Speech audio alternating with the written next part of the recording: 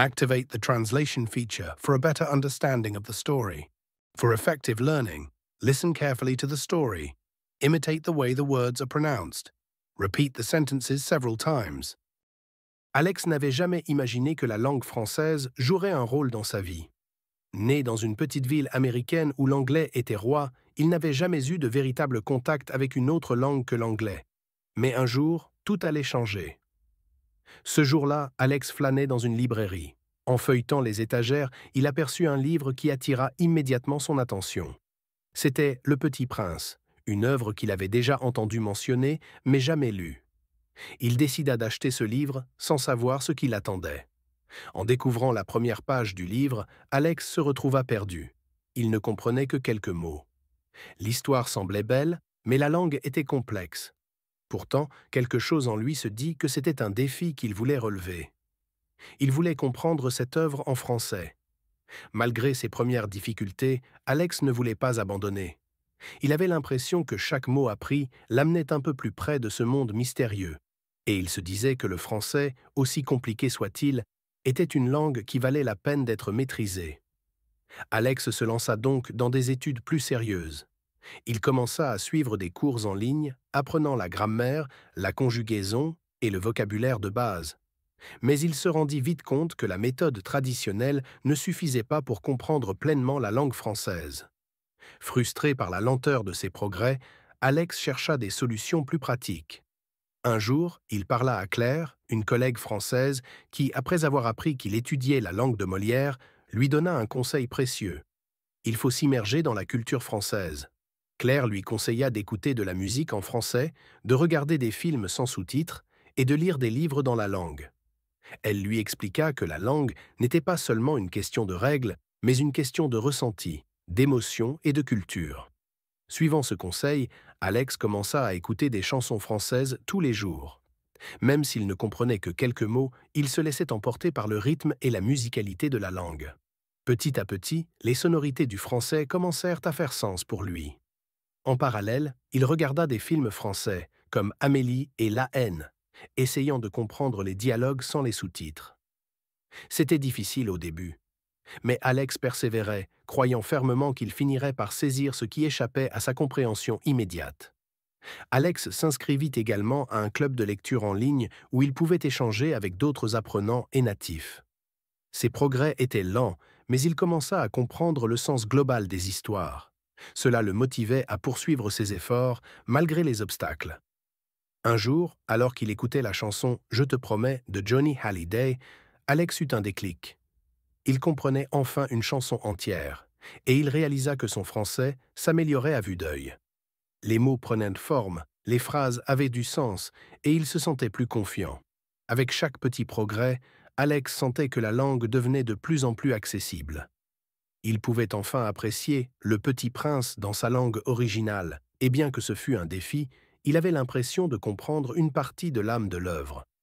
Les premières victoires motivèrent Alex à aller plus loin. Il commença à avoir des conversations simples en français avec des amis et des inconnus, et bien qu'il fasse encore des erreurs, il se rendait compte qu'il était sur la bonne voie pour atteindre son objectif. Un jour, Alex reçut une proposition professionnelle qui l'amena à Paris. C'était l'opportunité idéale pour tester son niveau de français. Bien qu'il ne se sentît pas totalement prêt, il était déterminé à vivre cette expérience immersive et à mettre en pratique tout ce qu'il avait appris. Lors de son arrivée à Paris, Alex se sentit immédiatement pris par l'atmosphère de la ville. Les rues, les cafés, les magasins semblaient à lui parler dans une langue qu'il commençait à comprendre.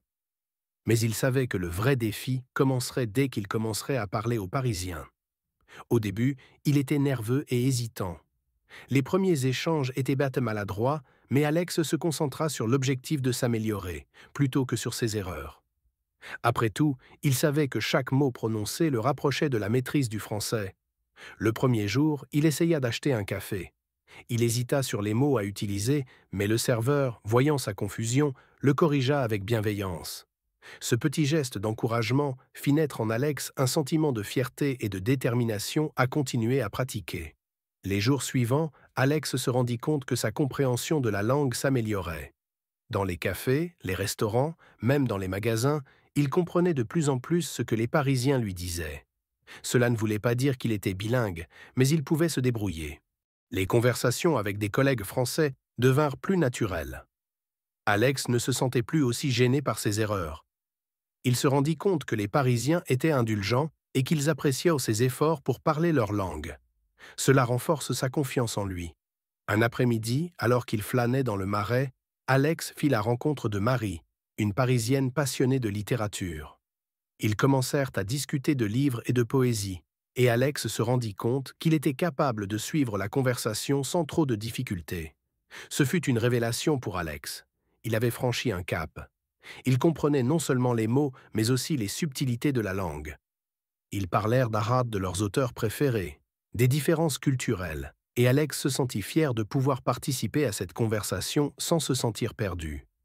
La confiance qu'il avait acquise lors de cette rencontre le poussa à sortir davantage, à rencontrer plus de gens et à s'exprimer en français, même dans des situations complexes.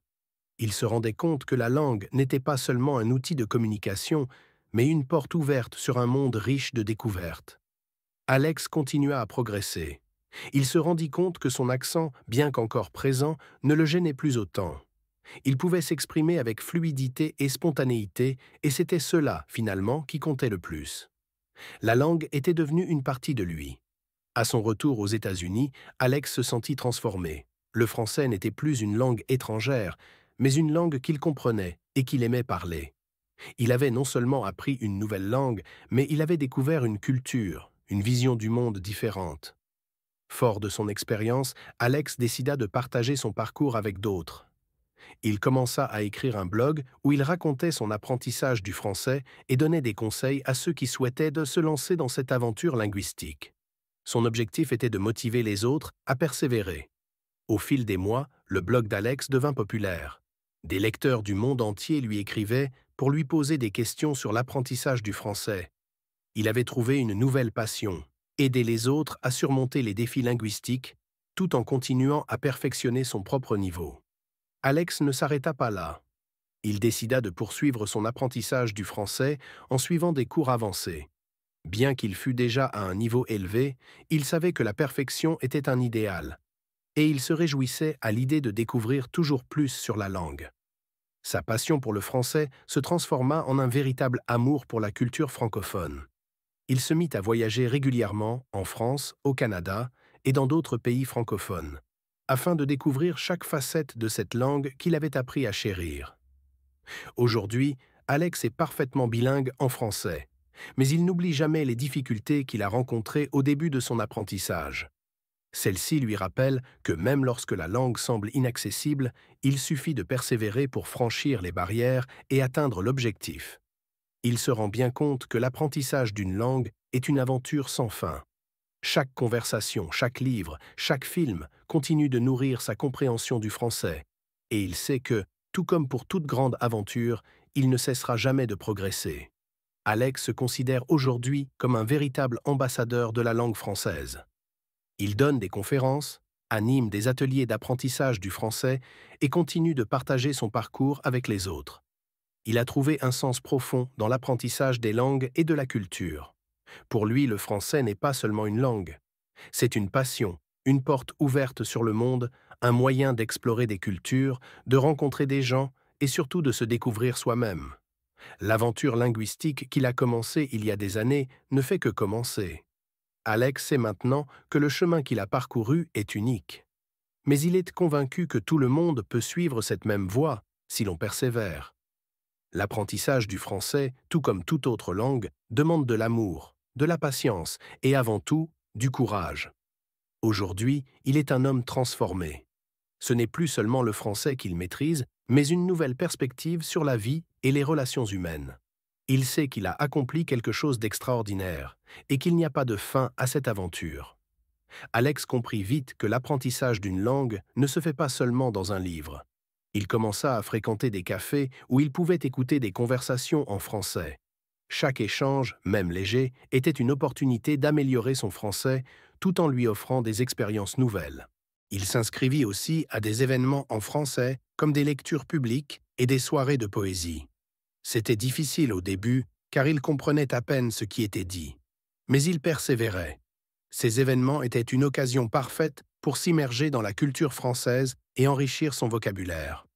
Alex avait un objectif précis, parler couramment français. Il savait que cela demandait de la pratique et il se concentra sur ses pointés faibles, comme la prononciation et la fluidité. Chaque jour, il répétait des phrases, s'enregistrant parfois pour corriger ses erreurs. Il ne voulait pas laisser la langue le vaincre. Une fois, en discutant avec un vieil homme dans un parc, Alex se rendit compte qu'il n'avait pas besoin de réfléchir à chaque mot. Il parlait naturellement, avec aisance. C'était une grande victoire pour lui. Ce n'était pas simplement la maîtrise de la langue, c'était la sensation de liberté qu'elle lui offrait. À chaque voyage qu'il faisait en France, Alex faisait de nouvelles découvertes. Il se rendait compte que la langue était bien plus qu'une simple compétence linguistique. C'était un moyen de se connecter à un monde entier, d'entrer dans l'esprit des gens et de comprendre leurs vies et leurs histoires. Un jour, Alex décida de prendre une pause et de partir en voyage à travers la France. Il voulait voir les régions moins connues, interagir avec les locaux et vivre l'expérience d'une immersion totale dans la culture française. Ce voyage allait être une étape importante dans son apprentissage. Durant son voyage, Alex se rendit à Lyon, une ville réputée pour sa cuisine. Là, il eut l'occasion de parler avec des chefs, d'échanger des recettes et de comprendre l'importance de la langue dans la transmission de la culture gastronomique. Ce fut une expérience enrichissante, à la fois linguistique et personnelle. Un soir à Marseille, alors qu'il dînait dans un restaurant, Alex entendit une conversation passionnée entre deux personnes à une table voisine. Il comprit chaque mot, chaque nuance. Il réalisa alors que la langue avait cessé d'être une barrière.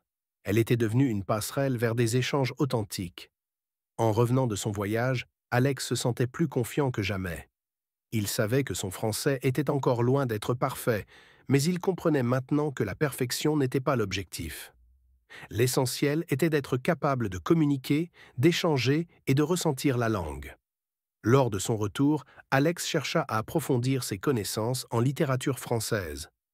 Il s'inscrivit à des cours avancés et lut des classiques comme Les Misérables de Victor Hugo. C'était un défi, mais il sentait qu'il s'agissait d'une étape essentielle pour se perfectionner dans la langue. Plus les jours passaient, plus Alex se rendait compte que la langue française l'avait transformé. Non seulement il parlait mieux, mais il comprenait mieux les nuances de la culture, les sous-entendus et les subtilités. Il devenait un véritable passionné, non seulement de la langue, mais aussi de l'histoire de la France. Alex commença également à écrire en français. Il tenait un journal intime dans lequel il racontait ses expériences, ses réflexions et ses pensées sur l'apprentissage de la langue. Ce journal devint un outil précieux, lui permettant de suivre sa progression et de corriger ses erreurs. Alex réalisa aussi que la langue était un pont entre les générations. En discutant avec ses amis français, il apprit des expressions anciennes, des tournures de phrases que ses parents et grands-parents utilisaient. Ces moments de partage renforçaient son sentiment d'appartenance à cette culture. Après quelques années, Alex se rendit à un événement littéraire où il rencontra des écrivains francophones. Il eut l'occasion de discuter avec eux en français et il comprit que la langue pouvait être utilisée non seulement pour communiquer, mais aussi pour exprimer des idées complexes et profondes. C'était le début d'une nouvelle aventure pour Alex. Il avait franchi un cap et il savait maintenant que la langue française était bien plus qu'un simple outil. C'était une fenêtre ouverte sur un monde riche en culture, histoire et émotions. Et il était prêt à continuer cette exploration sans fin. Alors qu'il écrivait un article pour son blog sur son expérience linguistique, Alex se rendit compte que son apprentissage n'était pas seulement une question de mots, mais une quête pour comprendre une autre manière de penser et de voir le monde. La langue avait élargi son horizon et son esprit. De plus en plus, Alex commença à enseigner le français à d'autres. Il organisa des ateliers pour les apprenants débutants et partagea avec eux des techniques qu'il avait utilisées pour améliorer son propre niveau. Il voulait transmettre aux autres ce qu'il avait découvert, la magie de la langue française. Alex était convaincu que le français, tout comme d'autres langues, avait un pouvoir spécial, celui de rapprocher les gens, de créer des liens et de favoriser l'échange d'idées. C'était une langue vivante, dynamique, et il se sentait honoré de pouvoir la parler, de pouvoir la vivre pleinement. L'expérience d'Alex ne s'arrêta pas là. Chaque jour, il continuait à s'améliorer. Il écoutait des podcasts en français, regardait des séries télévisées et continuait de lire des livres dans la langue. La perfection, il le savait, était un idéal, mais il était heureux d'être en constante progression. Une autre étape importante dans son apprentissage survint lorsqu'Alex eut l'opportunité de passer un examen de français avancé. Bien qu'il n'ait jamais été obsédé par les tests, il se rendit compte qu'il avait beaucoup progressé. Il était fier de ce qu'il avait accompli et des résultats obtenus. Les semaines passèrent et Alex se rendit compte qu'il n'était plus simplement un étudiant du français, mais un véritable passionné, un ambassadeur de la langue. Il continuait à voyager, à explorer, à apprendre et à partager sa passion avec ceux qui, comme lui, désiraient découvrir la richesse du français. Lors de ses prochains voyages, Alex s'arrêta dans de petites villes françaises, loin des circuits très touristiques. Là, il put échanger avec des habitants qui, tout comme lui, étaient passionnés par la langue et la culture. Ces moments d'échange renforcèrent son amour pour la France et pour sa langue. Aujourd'hui, Alex n'a plus peur de faire des erreurs. Il sait que chaque erreur est une opportunité d'apprendre, de s'améliorer. Et à travers ce parcours, il a découvert quelque chose de plus important encore. Le véritable apprentissage d'une langue se fait en vivant, en étant ouvert aux autres. Alex savait que l'aventure linguistique qu'il avait commencée n'avait pas de fin. Le français serait toujours une partie de sa vie, un fil conducteur qui le relierait à un univers fascinant, plein de découvertes. Et c'était une aventure qu'il était prêt à poursuivre pour le reste de sa vie. Aujourd'hui, Alex parle couramment plusieurs langues, mais le français restera toujours sa langue de cœur. Il se souvient des moments de frustration, des échecs, des petites victoires. Et il sait que l'amour pour la langue est ce qui l'a poussé à persévérer jusqu'au bout de son rêve. En fin de compte, Alex se rendit compte que ce n'était pas seulement la maîtrise du français qui comptait, mais le voyage qu'il avait effectué pour y parvenir. C'était un voyage de découverte, de rencontres, de défis. Un voyage qui, en fin de compte, l'avait transformé pour toujours. Alex comprit vite que l'apprentissage d'une langue ne se fait pas seulement dans un livre. Il commença à fréquenter des cafés où il pouvait écouter des conversations en français. Chaque échange, même léger, était une opportunité d'améliorer son français tout en lui offrant des expériences nouvelles. Il s'inscrivit aussi à des événements en français, comme des lectures publiques et des soirées de poésie. C'était difficile au début, car il comprenait à peine ce qui était dit. Mais il persévérait.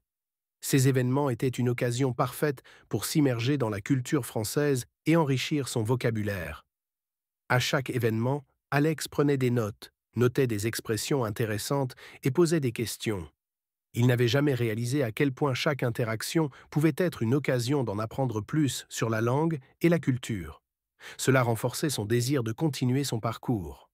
Les soirées de poésie en particulier étaient un challenge. Il ne comprenait pas toujours chaque mot, mais les émotions transmises à travers les poèmes étaient claires. Alex apprit que le langage, bien plus que de simples mots, pouvait être un véhicule d'émotions profondes, un concept fondamental en français. Alex devint de plus en plus impliqué dans la culture française. Il commença à étudier les grands philosophes français, les écrivains et les poètes qui avaient façonné la langue. Ces découvertes le rapprochèrent de son objectif, car il comprenait maintenant que maîtriser une langue, c'était comprendre une vision du monde. Un mois plus tard, Alex s'aperçut qu'il était capable de comprendre des podcasts en français. Il écoutait des émissions sur des sujets variés, comme l'art, la politique et la philosophie. Ces conversations lui apportaient une compréhension plus profonde de la langue et de la culture française, tout en enrichissant son vocabulaire. Un autre aspect de son apprentissage du français fut l'humour. Les comédies françaises qu'il regardait étaient pleines de jeux de mots et de références culturelles. Alex dut s'adapter à ce nouveau style de langue, apprenant à saisir l'humour subtil et parfois décalé des Français qui ne se trouvaient pas dans les manuels. L'une de ses étapes les plus mémorables fut un dîner qu'il passa avec des amis parisiens. Il comprit et participa activement à une conversation animée sur des sujets politiques et sociaux. Ce fut un tournant décisif, car il comprit qu'il était désormais capable de suivre des discussions complexes en français. Après des mois d'immersion et de travail acharné, Alex décida qu'il était prêt pour un autre défi. Faire une présentation professionnelle entièrement en français. Il choisit un sujet qu'il maîtrisait bien, et avec beaucoup de préparation, il réussit à captiver son public français, leur prouvant qu'il avait véritablement progressé. Cette expérience marqua un tournant. Alex ne se considérait plus comme un étudiant en français, mais comme un véritable professionnel, capable de communiquer dans cette langue de manière fluide et précise. Il savait que ce n'était pas la fin de son apprentissage, mais simplement une étape importante de plus. Alors qu'il poursuivait son travail en France, Alex comprit que la langue française lui avait ouvert des portes. Il ne se contentait plus de parler, mais d'échanger des idées, de créer des liens professionnels et amicaux, d'apprécier la profondeur de la culture française qu'il découvrait chaque jour. L'une des découvertes les plus enrichissantes fut la gastronomie française. Non seulement il apprenait la langue, mais il commençait à comprendre l'importance de la cuisine dans la culture et les traditions françaises. Chaque repas, chaque recette était une leçon supplémentaire sur la vie et la passion des Français. Un jour, Alex partit dans une petite ville pour un projet professionnel. Là, il eut la chance de vivre pleinement l'expérience française. Il visita des marchés locaux, goûta des produits artisanaux et échangea avec des producteurs en français. Ce fut une expérience d'immersion totale qui renforça encore son amour pour le pays. À son retour à Paris, il se rendit compte qu'il avait beaucoup appris sur la langue et la culture française, mais aussi sur lui-même. Il avait développé une nouvelle vision du monde, une appréciation plus profonde des différentes cultures, et il était désormais capable d'apprécier les subtilités d'un monde qui lui était autrefois inconnu. Alex était maintenant à un niveau avancé, capable de discuter avec des natifs sans se sentir gêné. Mais il n'était pas satisfait. Il savait que le véritable apprentissage continuait. Il s'inscrivit donc à un cours de perfectionnement linguistique pour se spécialiser dans l'écriture et approfondir ses compétences en rédaction professionnelle en français. L'un des aspects les plus fascinants qu'Alex découvrit était l'évolution de la langue française au fil du temps. Il s'intéressa à son histoire, à ses origines, à ses évolutions, et comment la langue avait été influencée par d'autres cultures. Cela lui donna une compréhension encore plus profonde de ce qu'il parlait. Peu à peu, il devint non seulement un locuteur compétent, mais aussi un amoureux de la langue française. Il s'investit dans des discussions sur les évolutions linguistiques, les nouveaux mots, et comment la langue se transforme au fil des générations. Alex était à présent un défenseur enthousiaste de la langue et de la culture française. Alex décida de commencer à enseigner le français à des étudiants étrangers, partageant son expérience avec eux.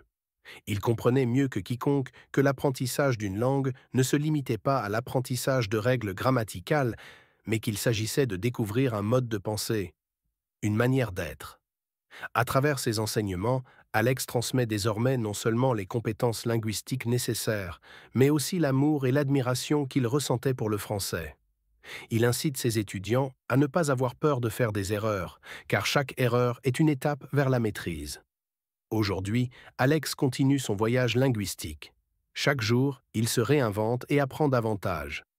Il sait que la langue française, tout comme la vie, est un voyage sans fin, et qu'il n'a jamais cessé de découvrir de nouvelles nuances, de nouveaux sens, et d'approfondir son amour pour cette magnifique langue.